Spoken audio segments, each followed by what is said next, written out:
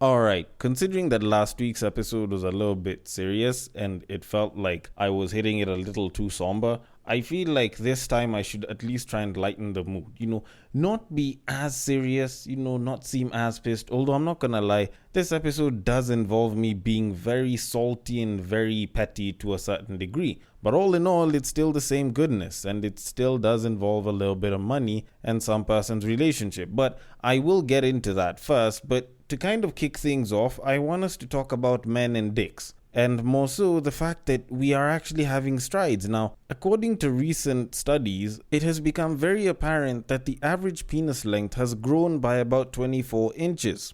Or at least, it's grown by about 24 inches in recent decades. And knowing this, armed with this information right now, I have the courage to go and tell every single one of the babes that looked at my dick like it was small, that treated my dick like it was small, to go and suck on an old one. Because guess what? My dick is a little bit bigger. So, in very classic sense, what I'd like to say is you can suck on my...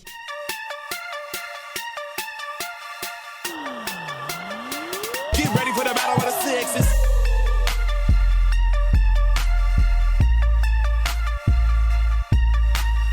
So the clip reads, and I quote, "A study done by a professor at Stanford University has found out that the average length of penises has increased by around 24% over the last 3 decades. According to the research paper published in the World Journal of Men's Health, the average size has rocketed from 4.8 inches to 6 inches."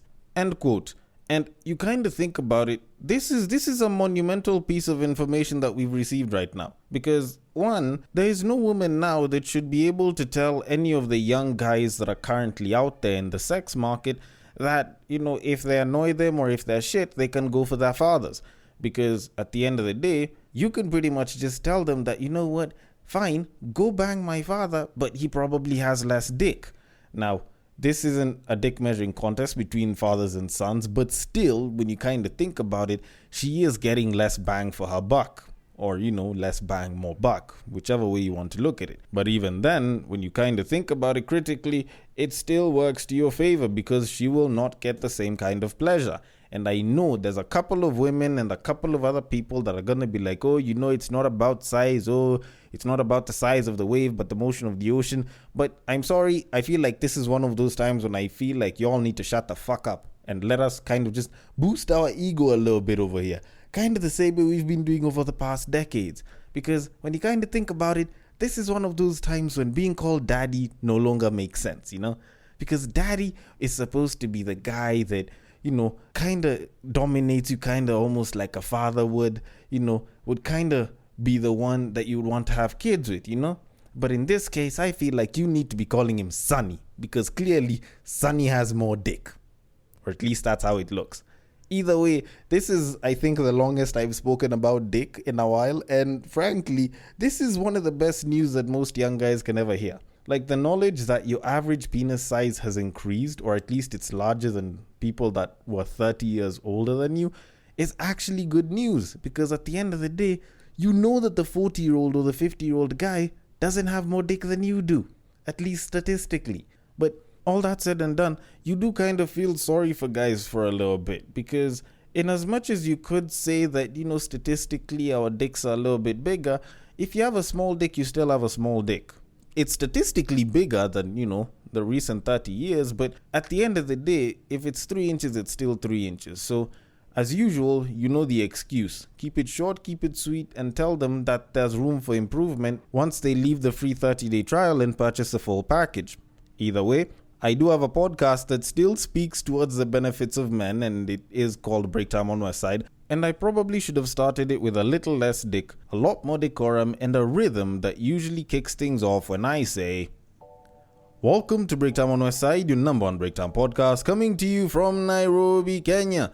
The man on the mic is a man who still believes that the little things matter, because if she can feel it, it probably works better than a clit. He's a man who still believes that astrology should have been the study of ass. It is none other than your tall, dark, and mildly handsome man, Sir Denverby. The show is Battle of the Sexes, our weekly love, sex, and relationships show where I get to take a poke at people I get to try and make some fun out of things. Sometimes people might get mad when I talk about relationships, but I usually still come through with that conclusion. And if you do like what you're hearing, or if you would want to present some sort of improvement or some kind of feedback, or you want to suggest potential topics that we should probably be covering, then the place to send it at is at Breaktime on Westside on IG. The DMs are always open on Facebook. You can also send it to at Breaktime on Westside. The DMs are also always open there. And on Twitter, if you want to slide into my personal DMs, you can slide into them at Bagaka. The D is the handle.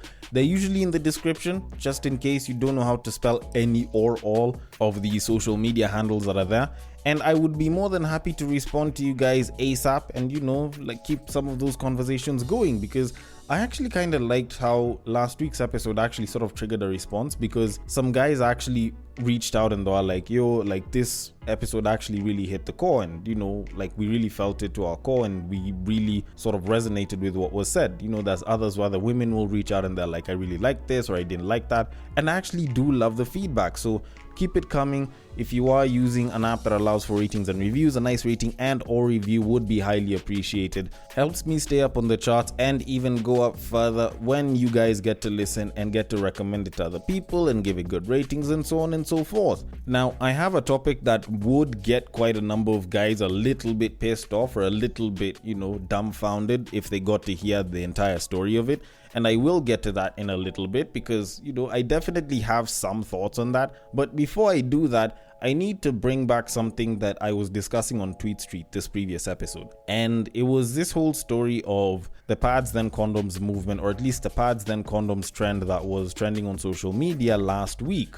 And the thing is, while I did that episode, I actually hadn't done much research on the entire topic, and I was actually talking from a point of questioning the sort of logic that came from sort of the things that were being said. And by all means, it's not like it wasn't a well done, rant or anything, but I kind of did go back and there were some bits that I edited out. One of them being the fact that I acknowledged that I'm saying a lot of these things as I've read them, but I haven't really done much research.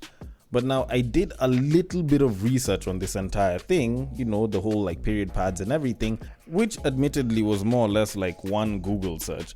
I actually did find out a couple of very interesting things on the entire thing. Now, in as much as I spoke about how these guys should, have the prices subsidized and that entire thing, apparently, ever since the year 2004, the government has not taxed period products completely. It was actually sort of like a decreed thing. You're not supposed to tax period products, and this is something that's been in effect since the year 2004. Condoms have been taxed, and there's still been stuff like import levies and so on, which have kept the prices fairly up, for those of us that still buy condoms, besides, the free ones that we find in the bathroom.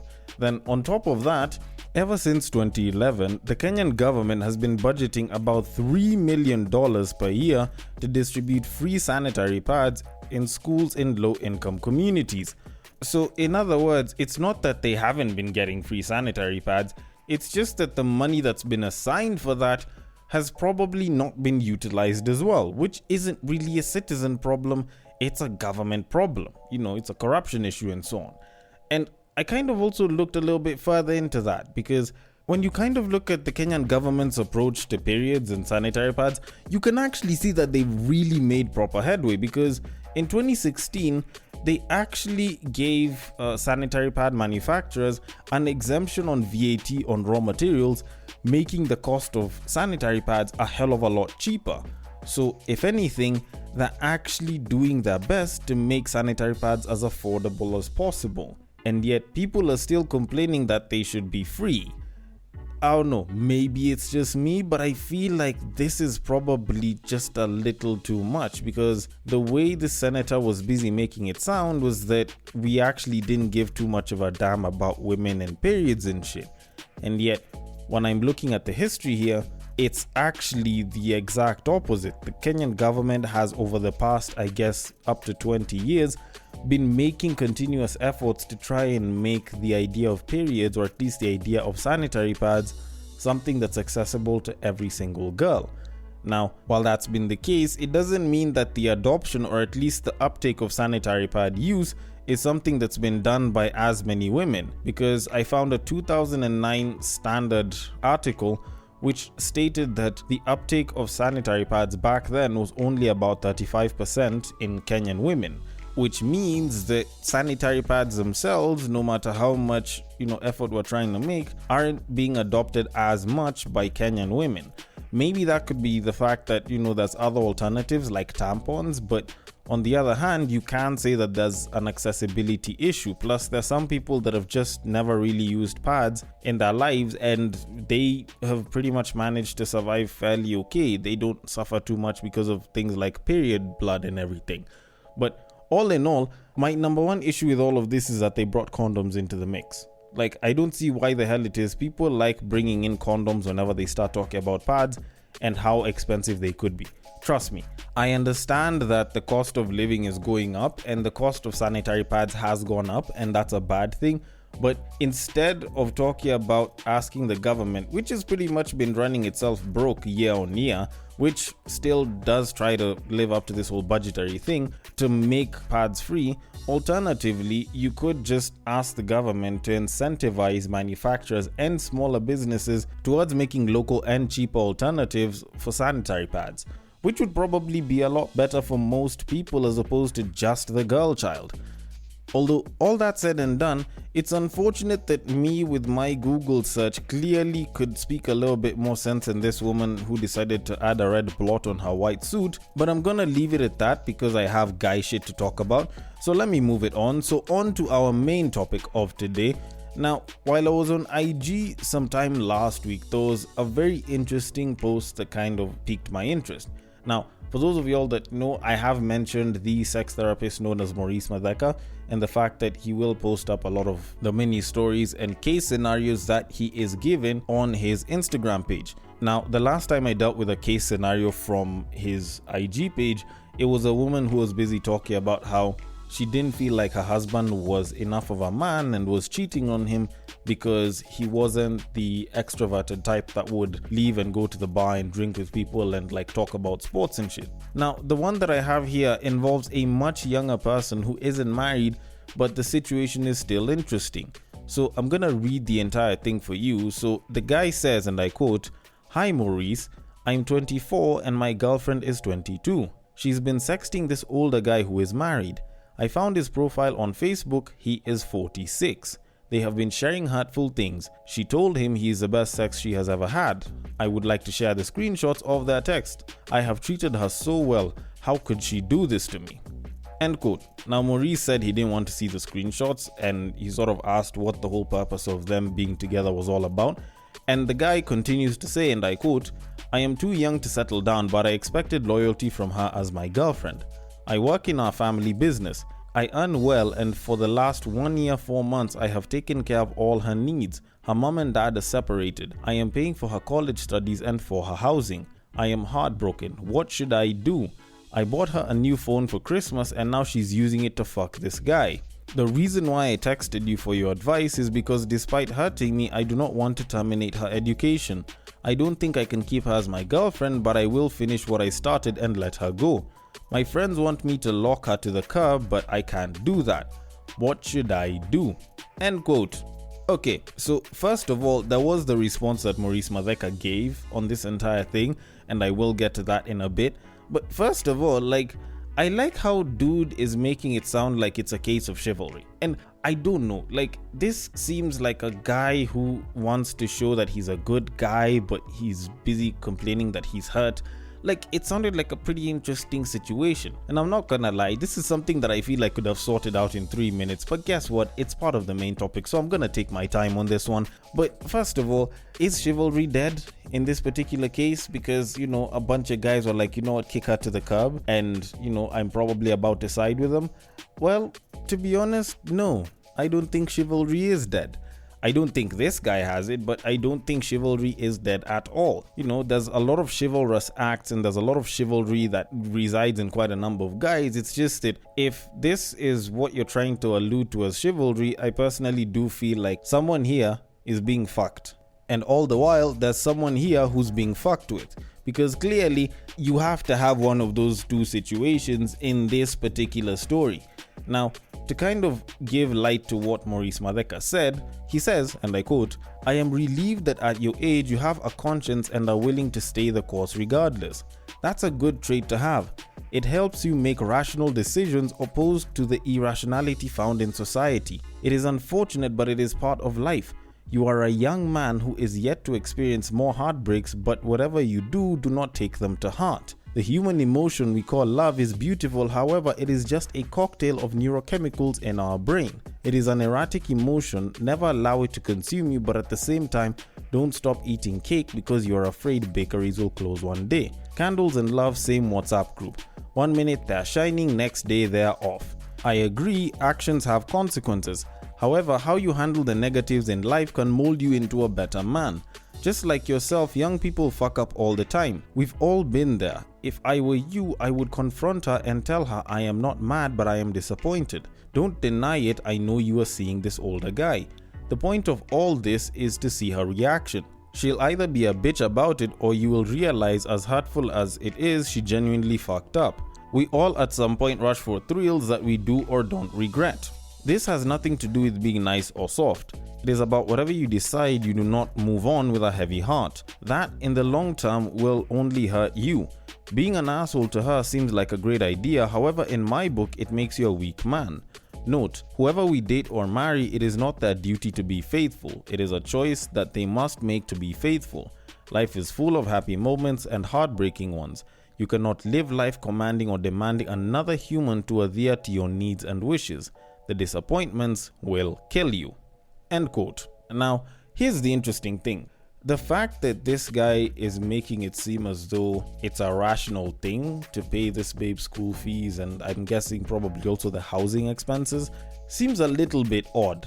Because to me, it sounds like the most irrational thing to do right now. Whether you're looking at it from a case of rationality, whether you're looking at it from a case of finances, it's a very irrational thing to do.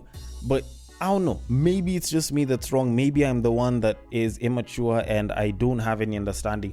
But let's have a pretty good look at it, because he was considered as a rational being by the fact that he chose to pay for her school fees. And I, on the other hand, think that that's a very irrational thing to do. More so if you're in your early 20s, to be more precise. But you know what? I'm gonna make this sort of a battle of rationalities just to sort of show that in as much as I may not seem very rational, that there is quite a bit of logic behind whatever it is that I'm saying. Now, first of all, it's a case of disrespect, okay? Because you do not disrespect the kind of shit that I have given you, not necessarily even just as a boyfriend, but essentially as a financial partner of sorts, and then you choose to go do that and you kind of just go away scot-free, because we have had over 20 years, or at least these two people have had over 20 years of their lives, or at least over 15 years of their lives to pretty much understand that actions have consequences. Or, in the more trendy way of saying it, the more you fuck around, the more you find out. Of which, if you are going to make such a move, then you better be ready for certain consequences. And in this case, disrespect, if you look at a case or at least a situation where, for example, this guy went and talked shit to his dad and disrespected his father, then there's a pretty good chance he will be fired from the family business and he'll get cut off, right?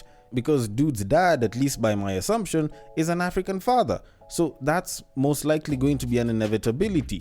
And it doesn't matter the fact that you disrespect your father. Like, it doesn't matter if this guy was responsible for you coming to this world and he's paid through all of your school and he's supposed to take care of you. The mere fact that you've decided to disrespect him warrants mad punishment, especially if you're a boy, so you'd probably get cut off. All right, now this is a babe who you have no special relation with. You do not share blood, you do not have a baby together, you are not trying to set a family, you're not trying to marry this babe. Why exactly would you take up the kind of disrespect that she did to you and still be like, you know what, I'm still going to ensure that her bills are paid for and she goes to school?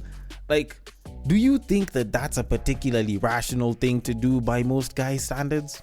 I don't know, maybe it's just me that thinks of it this way. Then, to go back to the old statement that I mentioned, which is the more you fuck around, the more you find out, actions have consequences, alright? So, by the time a babe is deciding to go and screw another guy, mind you, you're choosing to cheat on your partner who is paying your school fees, who is paying your rent, who got you a phone for Christmas. by the time you choose to do all of that, then you should probably be ready for the consequences, which is you might get cut off and dropped by this guy, and you will probably have to fend for yourself. And maybe the older guy was probably ready to take up that burden. But guess what? You're choosing to take all of that shit with you because you're a real man and you're quote-unquote rational and mature. But guess what? While your quest to be rational and mature does seem pretty good, at least by some people's standards, when you think about it in a more practical and realistic way, looking a little bit further ahead, this can open the door to more shit being done to you. Because imagine if this babe apologizes and says she's sorry, it was a mistake, blah blah blah. She chooses to take him back, shorty goes ahead, fucks the same guy, or goes ahead and fucks another guy. I'm not saying that she will, but maybe she just decided to apologize so that the guy can continue paying fees. Then she goes on to find out that this guy was still going to pay the fees whether she stayed faithful or not, whether they were together or not, and maybe even the housing expenses, because I'm guessing probably she stays nearby or around school.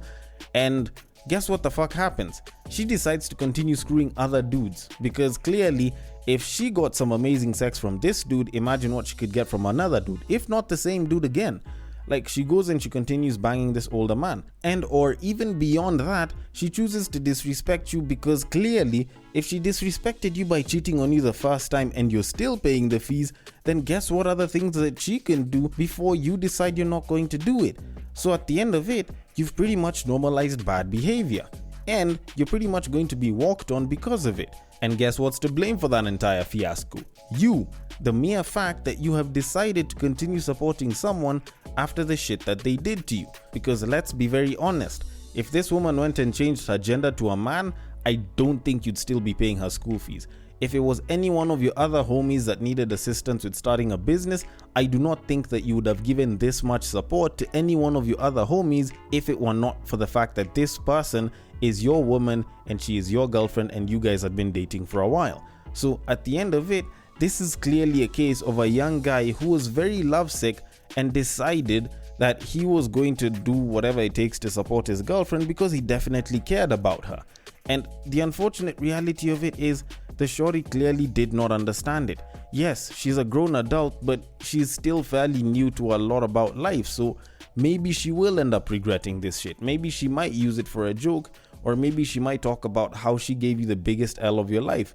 But at the end of the day, you do have to accept that in this particular case, you didn't have to do that because one, you're not her father, and two, you have no particular obligation to pay for her school fees, regardless of whether her parents split or anything, because she was not brought into your life as a charity case. She came in as your girlfriend, and thus you must treat it as such. Stop trying to adjust the fucking contract simply because you've been butthurt and you're trying to show a sense of nobility. There is no sense of nobility in you continuing to support a quote-unquote stranger or acquaintance who clearly does not appreciate the kind of input that you're putting to make their lives better. There is no nobility there. That is quite literally simping. And if anything, she will not appreciate what it is that you have done for her, no matter how big it is, because she clearly does not understand the value of what it is that you have done for her.